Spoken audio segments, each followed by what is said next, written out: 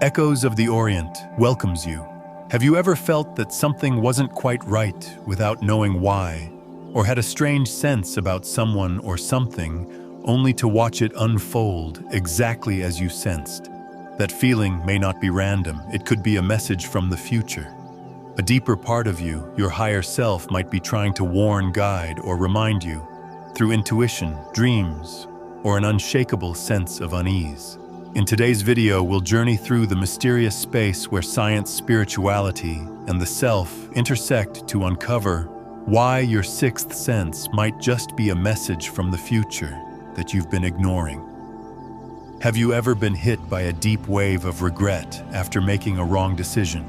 Maybe it was an impulsive choice, a moment of stubbornness, or simply a time when you ignored your gut feeling, and later you found yourself thinking, if only I hadn't done that. Maybe everything would have turned out differently. But what if you were actually warned? Think back. Before that decision, did you feel uneasy, restless? Did you have a strange dream, a vague sense that something just wasn't right, that wasn't random? Many ancient philosophies and modern spiritual teachings suggest that your higher self, a version of you beyond time, may have been trying to send you a warning. Since it can't show up in person, it uses the tools you often overlook. A strange dream, a chill you can't explain, or a quiet inner voice urging you to pause, but you didn't listen. Try to recall a time you told yourself, I should have known. That wasn't coincidence. That was you from a higher dimension, trying to stop you from making a mistake. The real question is, were you still enough to hear it? The sixth sense, a concept many have heard of, but few truly understand. Have you ever traveled to a completely unfamiliar place, yet somehow felt like you'd been there before? Or met someone for the very first time, but it felt as if you'd known them forever?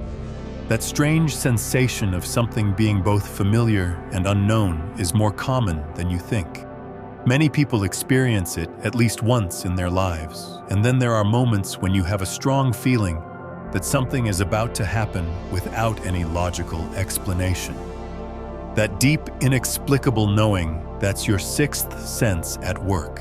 The idea of a sixth sense was first introduced in the late 19th century by Sigmund Freud, the father of psychoanalysis.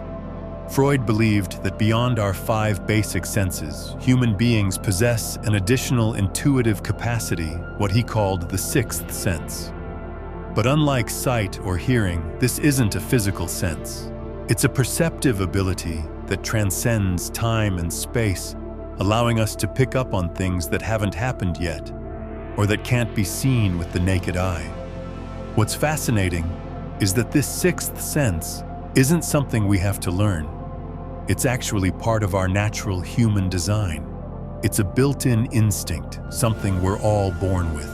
But in the rush of modern life, we often ignore it, brushing it off as imagination, coincidence, or meaningless emotion. In truth, this ability is always with us, we just don't pay attention to it, or we've forgotten how to listen. According to many philosophical and spiritual traditions, human beings are seen as a combination of body and soul. The body is merely a tool, a temporary home that houses our consciousness and soul during our time on Earth. The soul is our true essence. While the body may age, become ill, and eventually depart from us, the soul, that invisible, immortal energy, continues to exist forever. Death, therefore, is not the end. It's simply a farewell to the physical body, a return of the soul to the unseen realm, a return to its origin, to the universe. When we view death as part of the cycle of life, as a transitional journey of the soul, it becomes much easier to accept rather than a painful and tragic conclusion. To put it simply, think of it like a seed falling to the ground. When the seed drops from its parent plant, it may seem like it's dead, but in reality, it's preparing for a rebirth. It will transform into a new plant, sprout, grow, and continue the cycle of life. Similarly, while our physical bodies may decay and break down over time, our soul does not perish. It will continue to evolve, seeking a new form, stepping into a higher space, into another dimension. Death is not a loss, it's a continuation, a resurrection of the soul. And for every being, every individual, death is really just a transformation, like the seed sprouting from the earth to continue its journey. The soul doesn't die. It only changes and evolves in ways that we may not fully understand yet. One of the fascinating concepts about the soul comes from the research of Dr. Brian Weiss, a renowned expert in the study of life after death. He presents the idea of the soul's process of life review. According to him, when the soul leaves the body, it doesn't simply disappear. In fact, it returns to a broader state of consciousness, where it can review its entire life like a movie, from the joyful moments to the mistakes and the wrong decisions made along the way. What's particularly interesting is that when the soul revisits these significant points in life, especially moments of failure, it doesn't just look back passively. It actively seeks ways to intervene. This may manifest as a sense of questioning regret or a strong, unexplainable intuition.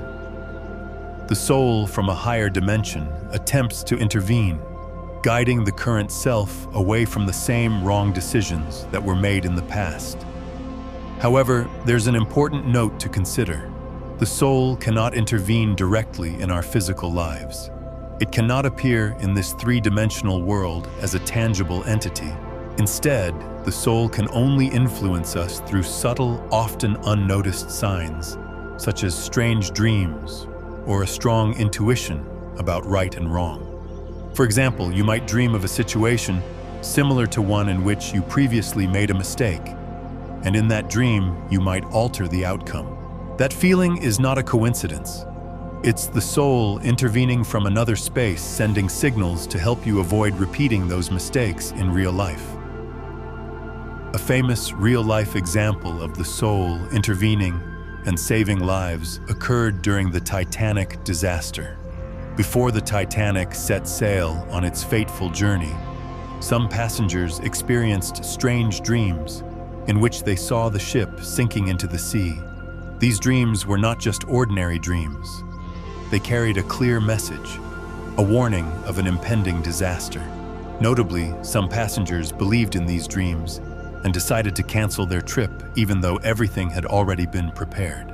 As a result, they escaped the shipwreck, while others who didn't have such unsettling feelings faced death in the tragedy. This is a clear example of how the soul may intervene through dreams to warn us about future events. These passengers may have received a signal from their own soul from a higher self in the future, sending memories of the disaster into their dreams. It was the soul from the future, attempting to intervene, sending a message to help them change their decision and avoid the catastrophic accident.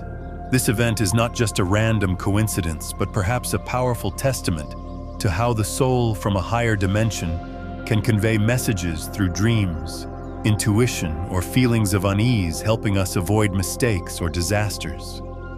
It serves as a reminder that perhaps it is we from the future trying to assist ourselves in the present. So why can't we hear our higher self even though we have the ability to connect with a higher level of consciousness? One key reason is the blockage in our connection that we inadvertently create in our minds. This happens when our minds are dominated by negative emotions such as anxiety, anger, or constant thoughts about the past and future. The worries about unfinished tasks, the anger from being hurt by someone, or the endless thoughts about things beyond our control, all of these create a blockage in our connection to higher consciousness. Imagine this like the blood vessels in our body when they become clogged with cholesterol. When arteries get blocked, blood cannot flow freely, leading to serious health consequences. Similarly, when our minds are cluttered with chaotic thoughts, anxiety, or anger, we block our ability to connect with higher energy, with our higher self, or with the messages from higher realms that we need to receive. When our minds are too busy and anxious, we can't hear the important messages from our intuition or soul. These signals can only be received when we keep our minds calm, in a state of peace, free from the influence of negative emotions.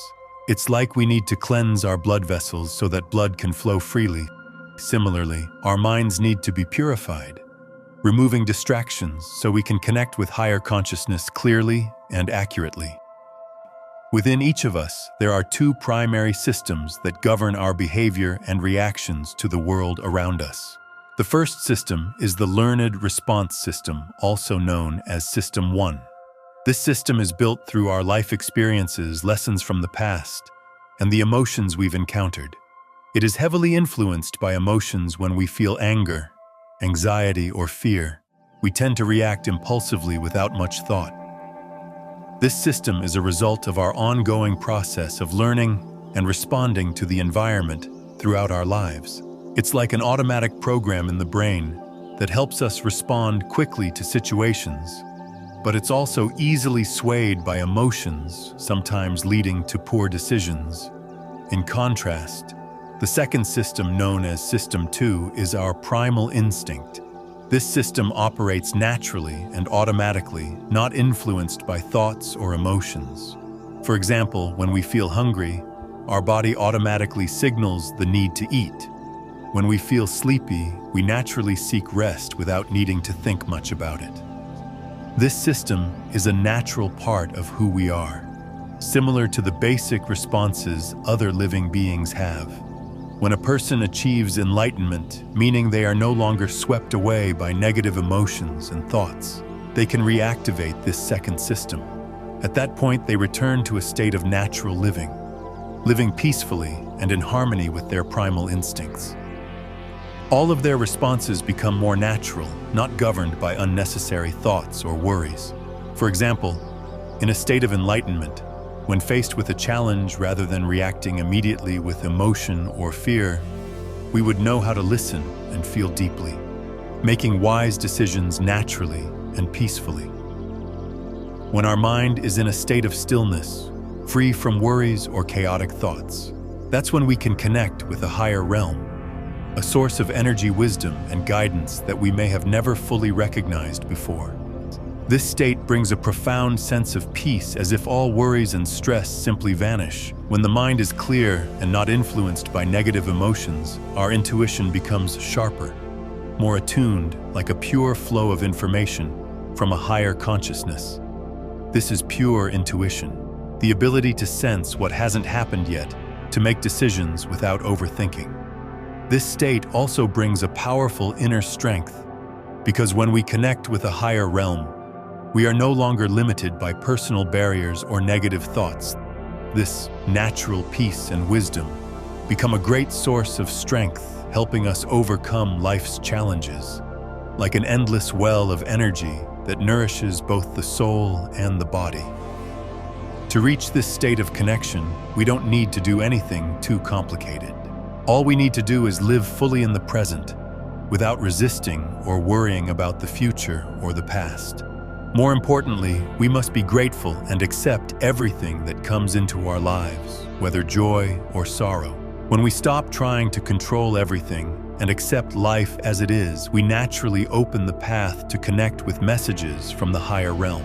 This is how our intuition works more powerfully and accurately, helping us live a more peaceful and meaningful life. Awareness is the key to freeing the soul.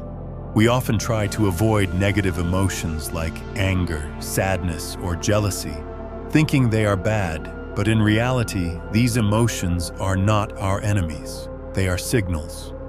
Just like a body that's sick needs a fever to warn that something is wrong, the soul, when hurt, also needs symptoms. And sometimes these symptoms are anger, nameless sadness, or persistent fatigue with no clear reason.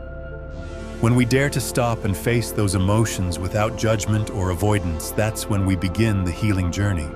Because beneath that anger may lie a forgotten wound from childhood, a memory that once caused pain but was never embraced. Awareness helps us see the root cause, and once we can see it clearly, the emotion no longer has power over us. At that point, we can release, cleanse, and heal. For example, there are people who find themselves getting angry with loved ones for no apparent reason. But as they dive deeper into their inner journey, they realize that this anger is a reaction from an inner child, one who felt abandoned or lacked affection. Once they understand this, the anger gradually fades, replaced by compassion and a deeper understanding of themselves.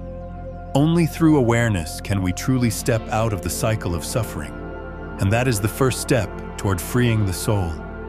Thank you for joining Echoes of the Orient on this journey to explore the mysterious signals from within and from the future. If this video resonated with you, even just a little, we'd love to hear your thoughts in the comments. Have you ever had a strong intuition or a dream that led you to make a life-changing decision?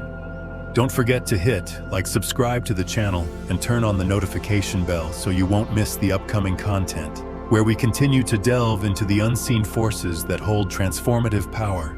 Once again, thank you from Echoes of the Orient, and we look forward to seeing you in the next video.